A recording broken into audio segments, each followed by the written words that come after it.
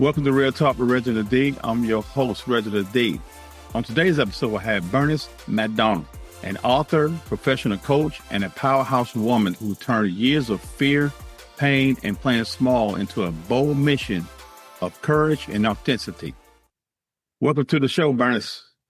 Great to be here, Reginald. Thank you so much for having me. I really appreciate your invitation. Thank you. Thank you so much.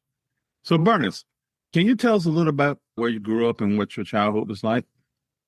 Sure. I grew up in a small town. I'm sure you've heard that before many times. I have to say, I think I kind of had a very quiet beginning. Although quiet maybe is not the right word, because I was in a house that was like 700 square feet. There were 5 kids, all close together. I was second oldest, so you can imagine it was a very busy place. However, who I was that this little girl that was just quiet and observing all the time. From my perspective, I don't think I gave my parents a lot of trouble when I was little. I think I was mostly trying to stay out of trouble. It was a home with lots of love and lots of stuff going on, but because it was so important for me to be a good girl and stay out of trouble, what happened, I think, is that I started looking for approval, and I started to think and associate bad behavior with being a bad person. And so, that kind of led me into a vulnerable place where I was looking to everybody else to kind of tell me, you're approved, you're a good person. And so when I was a teenager, the very first guy I dated said to me when he broke up with me, you'd be really pretty if you lost 10 pounds. And that was like just such a shock to me. I think I remember that as a pivotal point in my life, because up until then, I did not even realize that, hadn't put it into a concrete sentence that said, you're only accepted if. And so that became a big life statement for me. You are not good enough to be approved. Somebody thinks that you're too fat, and so you're not lovable. And that actually led me into about a 3-decade battle with an eating disorder, a real caution about not putting myself out there. The fear of not being good enough was so, strongly implanted in me.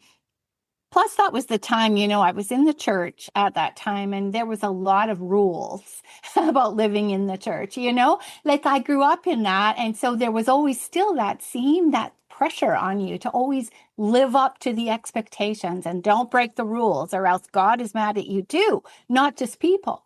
So I think that my real turning point didn't come till I was like in my 40s, when I took a course that taught me that I'm good enough just on my own, that I don't need approval from anybody else, that actually I have some very valuable things about me. I think I started to see life, that book, Pilgrim's Progress, that was written by, I think it was John Bunyan. Anyways, my grandma used to read that to me when I was little. And I always had this picture of this path, like we're walking on a path, like in Pilgrim's Progress, from birth to death kind of thing, to the celestial city in that book. And I started to see life kind of like that I am this individual walking on this path, and all this stuff happens to me. And I thought that stuff happened to me because I wasn't good, And so then I had to kind of come to the place, and in my 40s was really where I started to realize that God is actually the hero in my life, and that he sees me as good. He made me, I'm a good thing. And that's when I started to realize that other people can't tell me who I am. And so I discovered coaching, and I discovered how I was made, and I began to start helping women to move from this place of feeling not enough to a place where they can be brave enough to live this life that they've been given, to tap into who they are and find all the gold that's inside and use that to fulfill the purpose for which they're walking this path. So I went through, unfortunately, a marriage for 24 years, ended up divorced because I was always trying to prove that I was good enough. Never could. And, I felt actually it was almost a position of strength, of courage for me to leave that marriage, because it just wasn't a good fit. And since then, I think I'm a slow learner, I guess, because I was already, at 50 at that point. And I think my life really started then. I came out of myself. I started to learn so many great things about who I am and that it's okay to be me. And it really set me free. I am now married to my knight in shining armor. I prayed that God would send me a knight from the time I left my marriage. And I just wanted to know what real love was like at least once in my life, right? And, we've been married now for 13 years and it's the most awesome. And I have to say too, sorry, I'm probably going on and on here, but I asked God for a night, and ironically, my husband now rescued me when my car wouldn't start. So we kind of laugh about that because, it was like, okay, God has a sense of humor. Here, he actually answered my prayer in a realistic way, and brought me somebody that rescued me. So now I'm a coach and I work with women primarily, but I have worked with people, both men and women at all stages of life. And I help them to move from that place of not enough to brave enough in tiny brave steps, I call it. So that brings us here today. That's awesome, And like I say, a lot of times, life goes on and people say stuff that, I always tell people, be careful what you say because you can damage somebody and things like that because of selfish things and selfish things you say about people that, when a guy was talking about you a beautiful girl, if you lose some weight or whatever. But guess what? He missed out. It was all said and done. That's what I say now. Yeah, and culture too, and at that time, thin was in, that was like in the 70s when being as thin as you could be was culturally acceptable.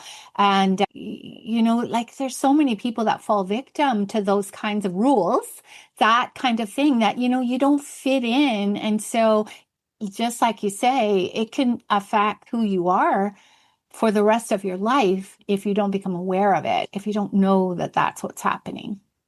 Yes. So, Bernice, your turning point, you said that when you was like 50. So at 54, you walked on fire at a Tony Robbins event and also braved whitewater rafting while you were terrified. What did those moments reveal about fear that theory alone never could? Oh, like I said, my life really started at 50 when I started to realize when I came out of my divorce and I realized that I needed to do some work on myself. I realized how much fear had control of my life. So I started to actually learn to be brave. I needed to bring that courage out. And I now have a 4-step process that I take women through. And the first one is wake up your courage. And without even knowing it, that's what I was doing at that time. I said to my husband just after, in fact, I don't even think we were married yet, but I said to him, I'm on a mission to really learn to be brave. I want to be courageous because I realized without courage, you just shut down in life. I saw too many people in my life where that happened to, they were older, but people that were very dear to me, and they just stopped believing in themselves. They stopped believing they had anything special about them. And so I said to him, I want to learn to be brave. And I've always wanted to go whitewater rafting. And he was just kind of like, one of those conversations you have. Well, he goes out and actually books us a whitewater rafting trip.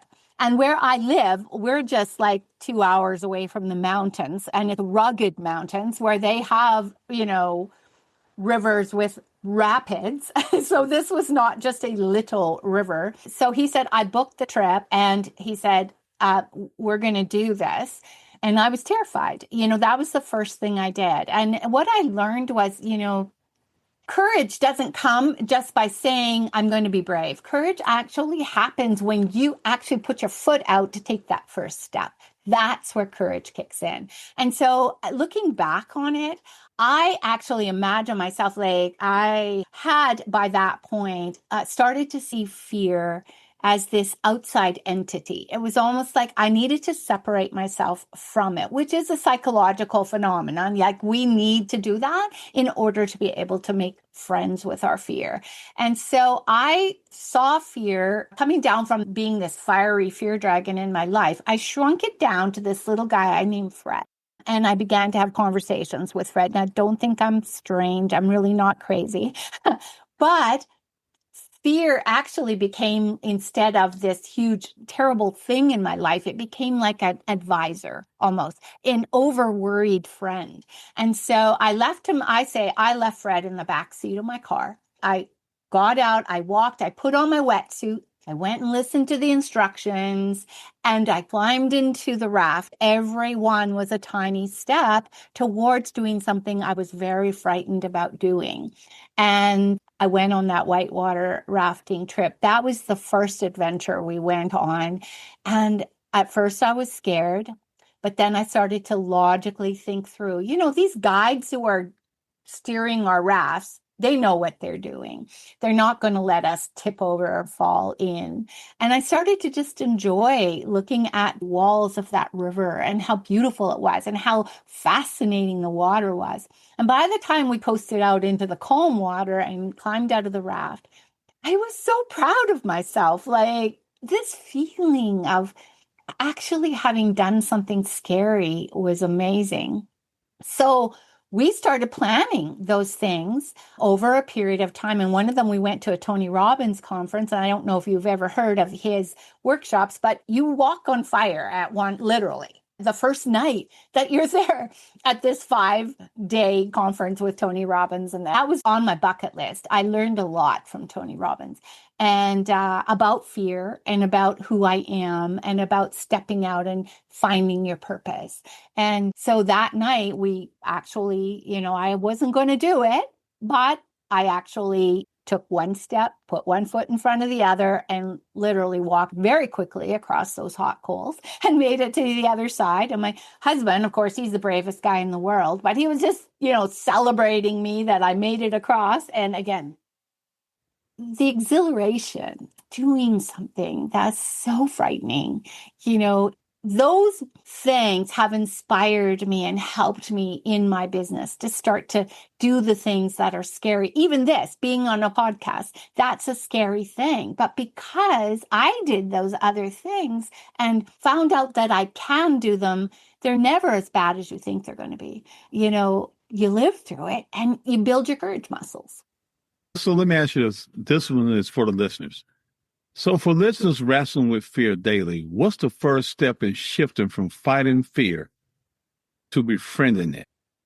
I think what always works for me, because I've practiced it for so long, is shrinking that fear down from something really big and ominous and asking myself, what is my fear saying to me? It's usually saying something like, you're going to die, and fear really, we only have fear for two reasons. One is you really are in danger, right? It's a built-in mechanism we've been given, which I thank God for all the time, to protect us and keep us alive. Because, if we step off a cliff, we're going to die, right? We need to have some fear there. But the other side of that is that, our fear doesn't know the difference. That sensation in our brains doesn't know the difference between actually walking off a cliff and doing something where we're afraid we're going to be embarrassed or humiliated, look like an idiot, So the first thing that I always do and what I always advise people to do is to ask yourself, what am I afraid of? Get to the thought. What is it? Like, I feel this emotion of fear. It's attached to something. A feeling is always attached to a thought. So what is the thought behind? What are you afraid is going to happen?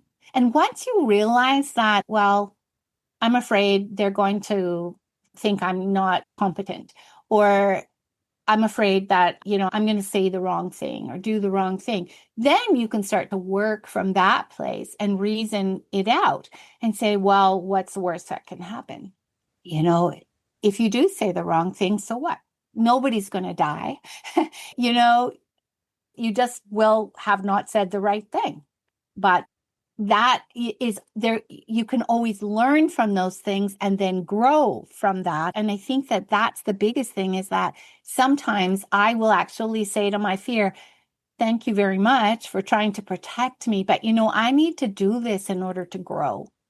And even if I fall on my face, I need to grow. I need to fall on my face so that I can take the next step forward and get stronger. And it's really that process has helped me to face so many things, to just be able to say, oh, this is fear talking. I feel it. I know it's there. But, I'm a smart person. I'm an intelligent person. I need to do this to grow. And so I'm just going to put my foot out. I'm going to take that first step. And just doing that, you end up being able to do so many things you never thought you could. And you find out as soon as you take that first step, even it's not as bad as you thought. I think probably just anticipating what might happen is the thing that is the most terrifying. Yeah. What do you think about that? Have you faced that? Oh, yeah. Anticipation is the worst feeling. I mean, that's what makes people either go forward or go backwards or stay stagnant because of anticipation, Yeah.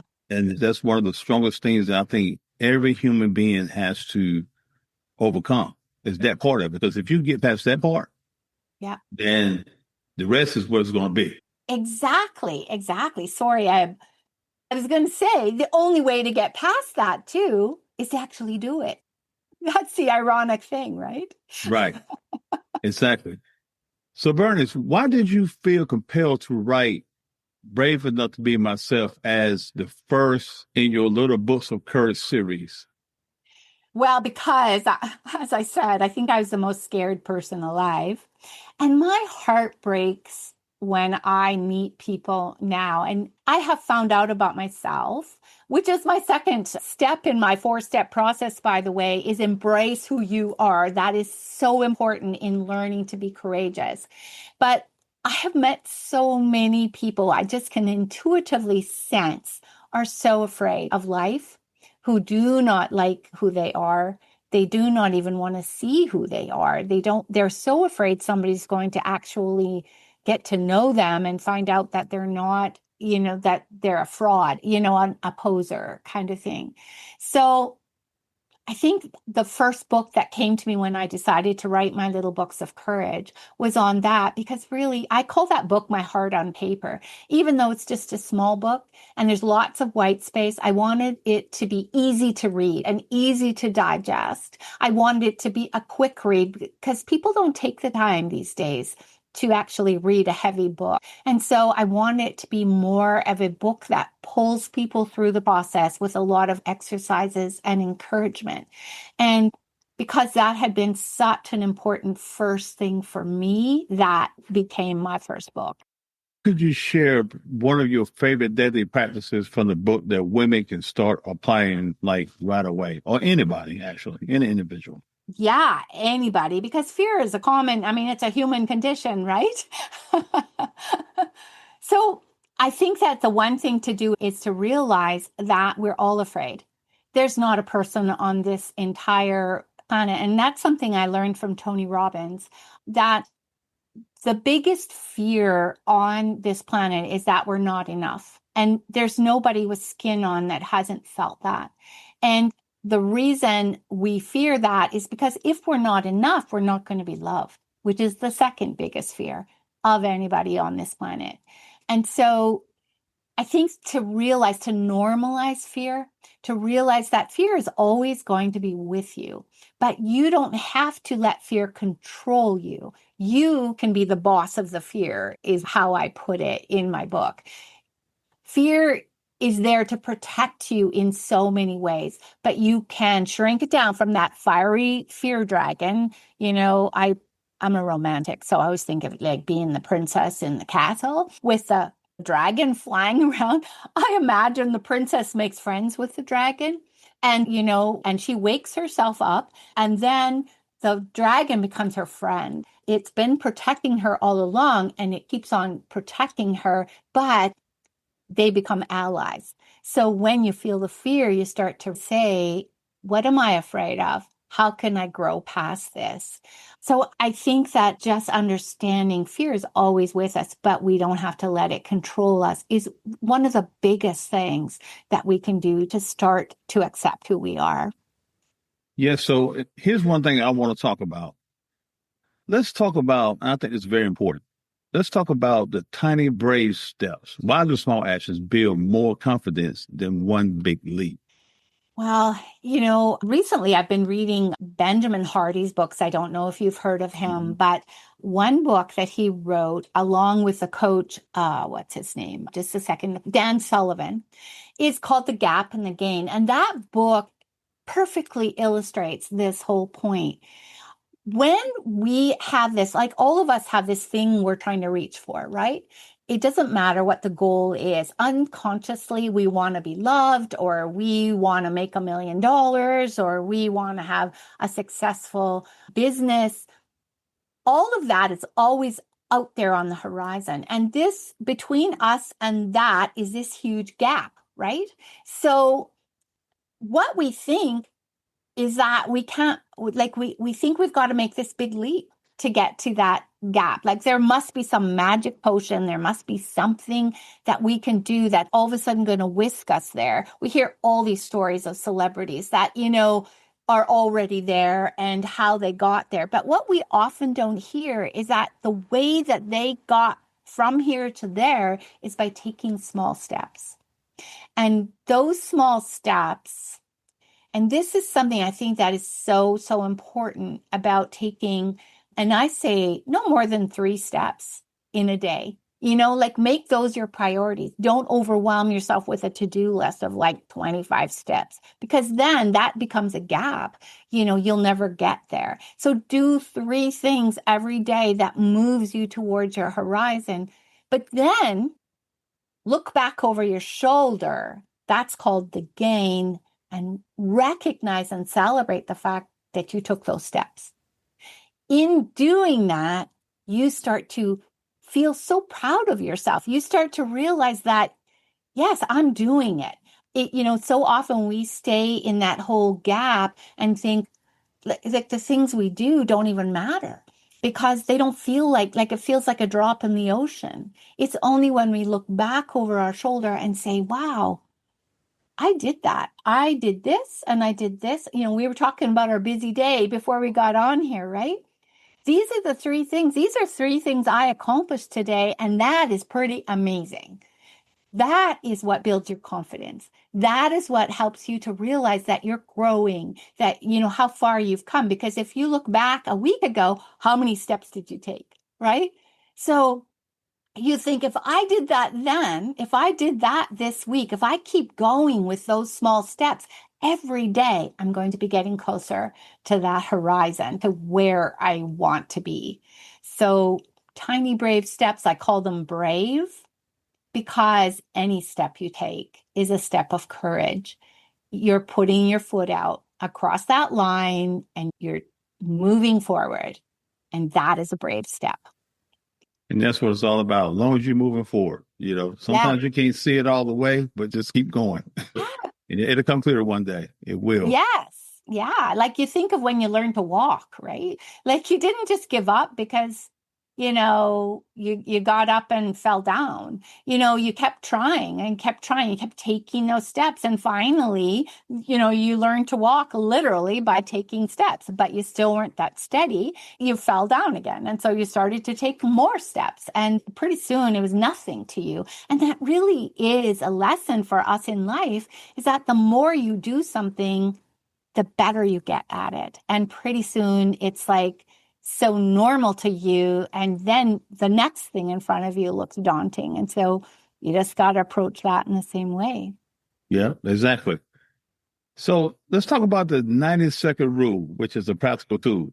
Can you explain how it works to reset emotions before they take control?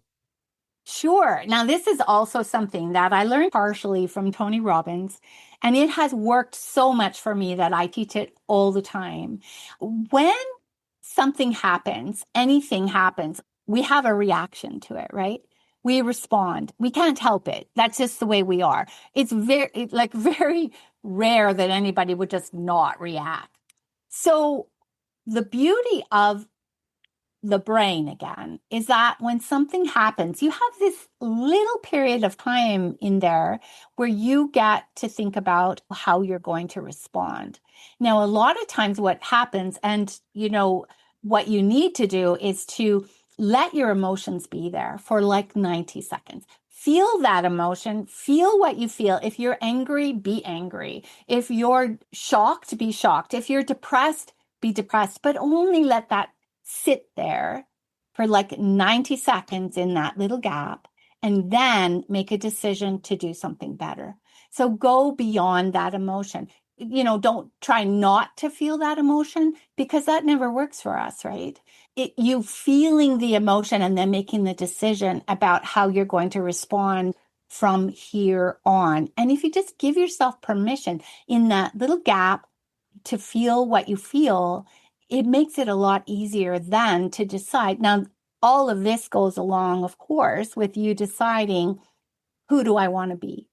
Who am I going to be in this life? And so while you feel that emotion, when you get to the end of that 90-second little period of time, you really say, now, who do I want to be? Do I want to be this angry person? Do I want to slip into this depression for the next 3 weeks of my life? Or am I going to move forward and, find that warrior inside of me and start taking those steps forward that actually help me to look this thing in the face and make some really mature and concrete decisions about how I'm going to handle this. That is great advice. And I think I needed that this morning when I was talking on the phone. Oh, Things didn't go right, and I was on fire this morning. But but no, it all works out. And like you said, the 90-second rule, it makes a lot of sense, because at the end of the day, you can have your moment, but then you got to fix it. yeah. You got to go to the next step, and what we got to do to make this thing right. And just to feel good about yourself inside, right? Like, hopefully, you're the person walking on that path, from birth to death. You are the only one that walks that path. I mean, you can have people that are close to you, around you, but there's no guarantee that those people are going to be there for the rest of your life. So ultimately, what we have to decide is who we are going to be. I think of a stick figure walking on that path. Who is that person? Who do I want to be? And every time you make a decision about how you respond to something, you are making a decision about that future person, right? Like 10 years from now, you are going to be the person you are because of all those little steps you took today. So, the 90-second rule gives us a chance to just say, whoa, is this the person I want to be? Sometimes you do. I mean, sometimes you do want to be that person. I need to be angry right now. I need to stand up to this person. But you can do that in such a way so that you've got a really big why behind that. This is why I need to do it. I'm standing up for my values, or I'm standing up for, to protect somebody else, or what, all of that, how that all comes together. So, Bernice, in your 20 plus years as a coach, what was the most common sentence of something you've heard from women or anybody? And how does your AI tool directly respond to it? I think, and even for myself, I think one of the most common statements I hear is, I don't know what to do. I think a lot of times that's the thing that keeps us stuck. And just saying, I don't know what to do, is often the thing that says we're afraid. It's not really that we don't know what to do. It's that we're afraid that we don't know what to do. And we're afraid we're going to make the wrong choice. So my tool, the Tiny Brave Steps Generator, came out of that. It was actually really accidental that it even started, because I have, defined over the last couple of years exactly what I wanted to do. And that's to be a curator of courage, to start a courage movement for people so that they can tap into who they are and stand up for themselves and make their impact on the world without that stuff standing in their way, like to be fully the person that they're made to be. And so when you let that whole sentence stop you, I don't know what to do, you're stuck, right? And a lot of people, I'm sure a bunch, and maybe even yourself, have just stopped acting, stopped doing anything because they think they don't know what to do. So I put all of my information into this chat GPT, because you can make your own GPT now, right? And I loaded it all in there, and I had a conversation with it. Now it is called the Tiny Brave Steps Generator, and you can go there and you can tell it any problem you have. You can say, I am feeling, I don't understand why I'm feeling this way today, but I am feeling really low and I don't know what to do. I feel as if, my business is just going nowhere, or this person said this to me and I don't know what to do. I don't know how to respond to that. I'm afraid this could be true. The generator will talk you through it. It actually is kind of over sweet sometimes and say, yeah, oh man, thank you for being so honest with me. That's usually how it starts out. And then it will talk you through it and say, what is it that's causing you to feel this way? And so as you talk with it, it will ask you questions to lead you along. And then in the end, it actually gives you 3 very small steps to take. The first one is a 90-second step where it's a mindset step. It's, something that is picked up in your conversation, and it will tell you something that you can do to change how you're thinking. Then it will give you 2 5-minute steps that are really easy for you to do so that you can take action and actually start to move yourself forward. So you're not stuck in the, I don't know what to do. It gives you a bit of advice. It will help you to figure that out according to whatever your problem was. And so at least you're not standing there doing nothing. You have some momentum. And you can talk to it further. It can give you more advice, more steps if you want to, but you can stop right there and at least have a couple of steps to take. So Yes. it's an awesome tool, if Oh, I yeah. do.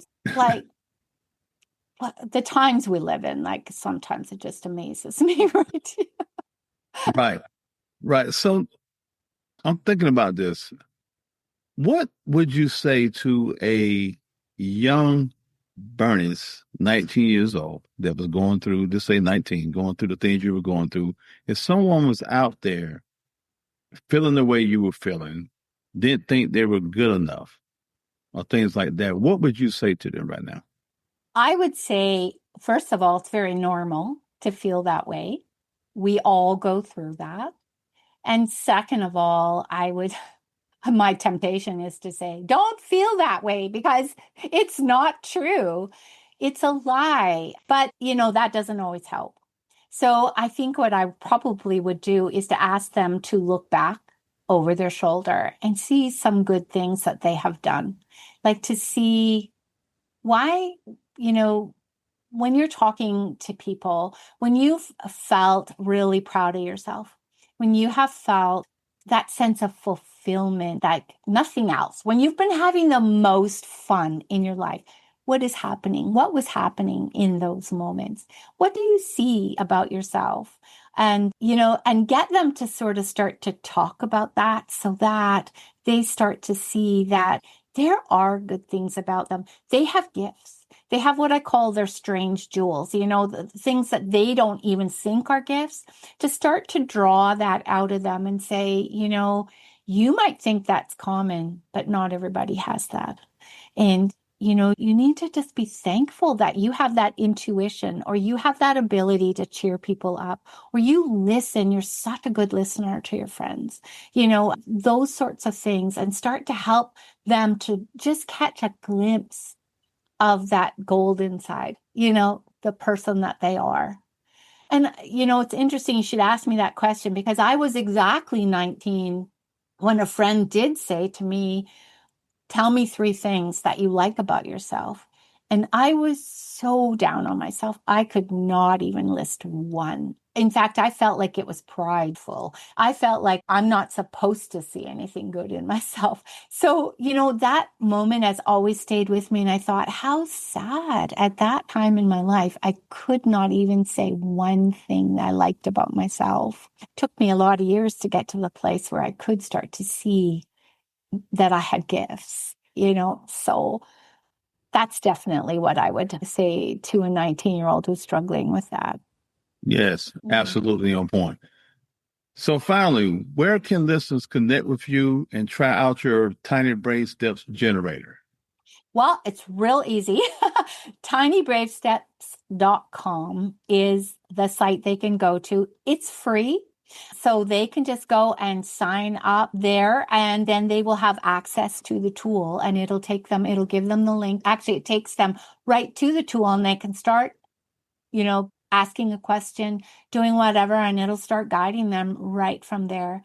Otherwise, also, I have bernicemcdonald.com, which is my website that has it just talks about what I do and who I am. So, and a YouTube channel. So all of those places. Yeah. And if anybody would like to just connect with me, I would love that. So Absolutely. Absolutely. There you have it.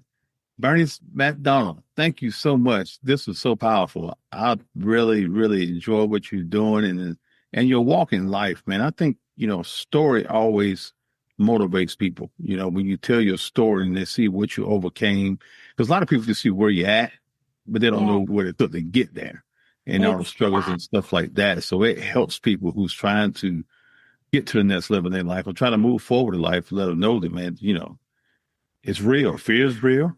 It's real. Being scared is real, but like you say, you got to keep moving forward.